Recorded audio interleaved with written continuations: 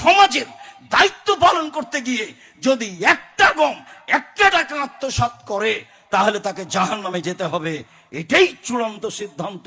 হজ দিয়ে, উমরা দিয়ে, দান দিয়ে, কোন পথ ঘাট দিয়ে তাকে জাহান্নাম থেকে ফিরে নিয়ে আসার কোনো পথ নেই।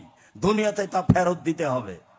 সম্মানিত দিনী ভাই বোন, উমামা বাহিলী রাদিয়াল্লাহু তাআলা আনহু বলেন, রাসূল সাল্লাল্লাহু আলাইহি ওয়াসাল্লাম বলেছেন, মান ইস্তামালনাহু আলা আমালিন ফারাযাকনাহু রিজকান।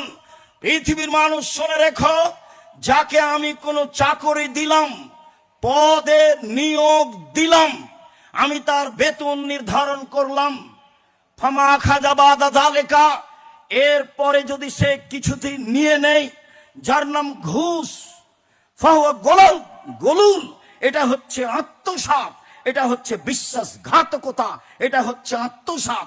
যারা যেখানে দায়িত্ব পালন করছে, যত স্তর রয়েছে, বড় ডাক্তার থেকে নিয়ে ছোট ডাক্তার, বড় পদের লোক থেকে নিয়ে ছোট পদের লোক, তার জন্য বেতন নির্ধারিত আছে।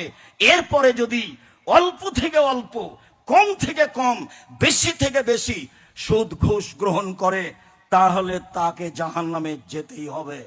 ঘুষ চিরদিনের জন্য হারাম। যারা ঘুষ নেই, টাকা ছাড়া ফাইল এখান থেকে ওখানে হয় না, ওরা জাহান্নামে চলে গেছে, মরতে বাকি আছে, বুঝে না জাহান্নাম কি জিনিস। কবর যত কঠিন, কিয়ামত তার চেয়ে অনেক বেশি কঠিন। কিয়ামত যত কঠিন, জাহান্নাম তার চেয়ে হাজার হাজার লক্ষ গুণ বেশি কঠিন। কি দিয়ে বুঝে আপনাকে আমি জাহান্নাম কত কঠিন?